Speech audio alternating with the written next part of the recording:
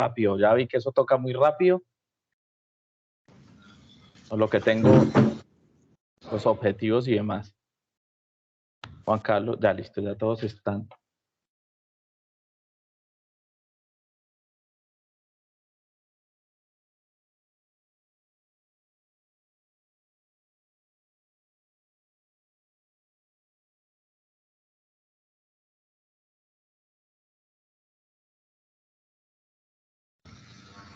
Listo, compañero. Listo. Para la acción.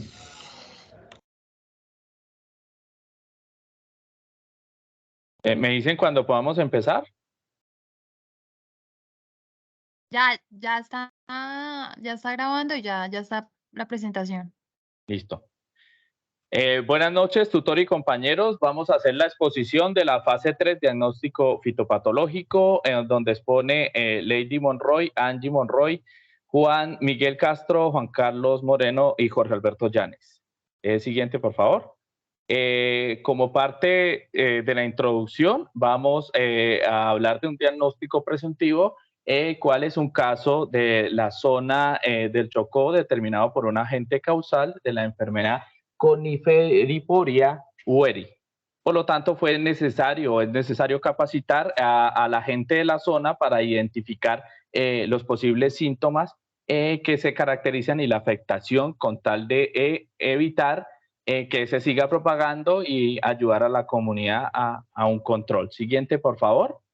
Dentro de los objetivos encontramos cómo comprender el problema y a realizar un diagnóstico presuntivo y confirmación que permita identificar el agente causal de la enfermedad. Los objetivos específicos: identificar el agente patógeno presente, capacitar el personal y establecer protocolos de manejo de prevención y control. Siguiente, por favor. El caso de estudio fue al norte del municipio de Quito. Hay una presencia devastadora que está afectando 2 hectáreas en el cedro. Es el caso de análisis y donde como futuros profesionales de agronomía vamos a ayudar en el diagnóstico presuntivo, que es el agente causal de la enfermedad Coniferiporia hueri. Siguiente, por favor. En el punto 1 vamos a tomar la observación en campo, que son los síntomas.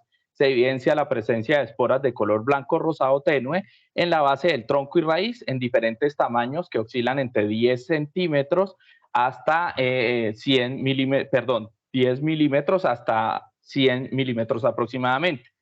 Da prevalencia a la enfermedad, amarillamiento, entre otras. Entre otras es la identificación. También tenemos los síntomas. Respecto a la sintomatología del árbol, se observa un desarrollo inadecuado de las raíces, defoliación del árbol y necrotamiento y de las raíces y tallo. Eso es en las observaciones del punto 1.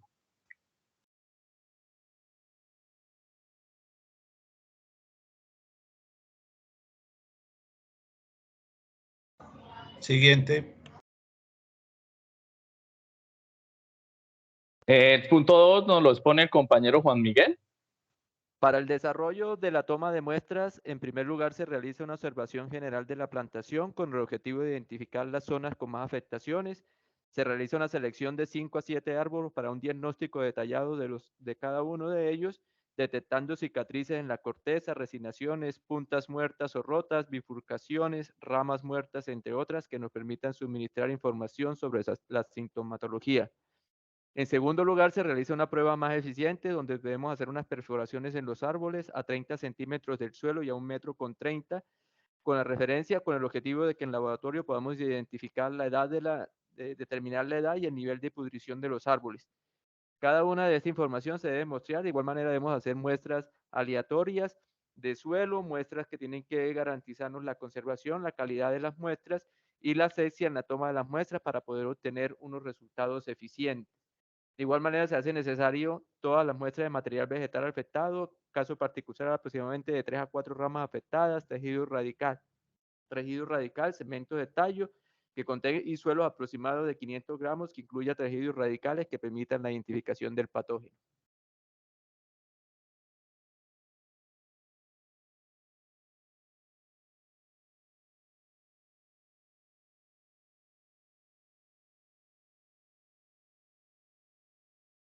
El ítem 3, análisis de laboratorio, la compañera Angie. Para análisis de laboratorio debemos tener en cuenta los siguientes pasos: toma de muestra, donde se deben recolectar muestras de los árboles afectados, preferiblemente en la zona de transición entre la madera sana y la madera afectada. En identificación, las muestras se deben transportar al laboratorio en bolsas de plástico limpias y etiquetadas correctamente con la información del lugar, fecha y descripción de los síntomas. Siguiente.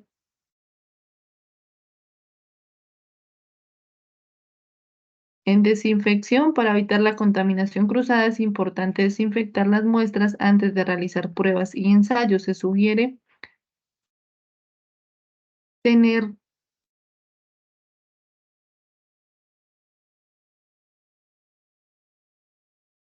hipoclorito de sodio al 1% para sumergir las muestras durante unos minutos. En pruebas y ensayos se puede realizar diferentes pruebas y ensayos para confirmar la presencia de Coniferiporia weri en las muestras.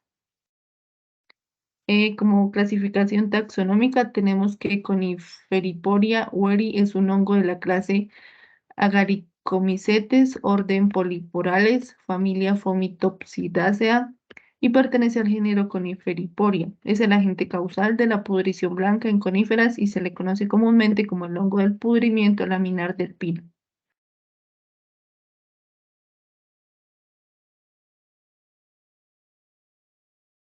Siguiente. Vamos a hablar de la estructura morfológica macroscópica y en el punto siguiente de la estructura reproductora microscópica. La estructura macroscópica básicamente es todo lo que nosotros podemos observar a simple vista en la primera visita o en la primera interacción en campo con el hongo. Esta estructura básicamente se compone de los basidiocarpos, del micelio, las hifas y las basidioesporas esféricas. ¿Qué quiere decir esto? Los basidiocarpos son la parte externa del hongo, lo que nosotros vemos así a simple vista, que es de color marrón y blanquecino en el contorno. Los micelios son básicamente como la estructura radicular del hongo, de donde por medio de las hifas se adhiere a la corteza del árbol. Y las basidioesporas esféricas son la estructura reproductiva del hongo, que son esporas de forma esférica que se desplazan por medio del viento, por medio de contacto con animales, con personas que la transporten de un lado a otro, y esa básicamente es la forma de reproducción del hongo. Siguiente. La estructura reproductiva microscópica es ya la parte que nosotros observamos en laboratorio, que es un estudio ya especializado y determinado a revisar la forma del hongo desde el microscopio. Se compone de micelios, basidiocarpo, basidioesporas, conexiones nodales, y para la especie Coniferiporia weri no se encuentran tabiques transversales. El micelio, como lo dijimos en el anterior punto, es la estructura radicular. Los basidiocarpos es lo que podemos observar a simple vista, la estructura del hongo como tal en el árbol. Las basidiosporas son la forma de reproducción del hongo, perdón, que son esporas viajeras. Las conexiones nodales son las que permiten la conducción eléctrica, es decir, la irradiación del hongo, por decirlo así, en la estructura. Y los tabiques transversales son la parte que separa las hifas del micelio, la estructura celular como tal, y que en este hongo no hay presencia.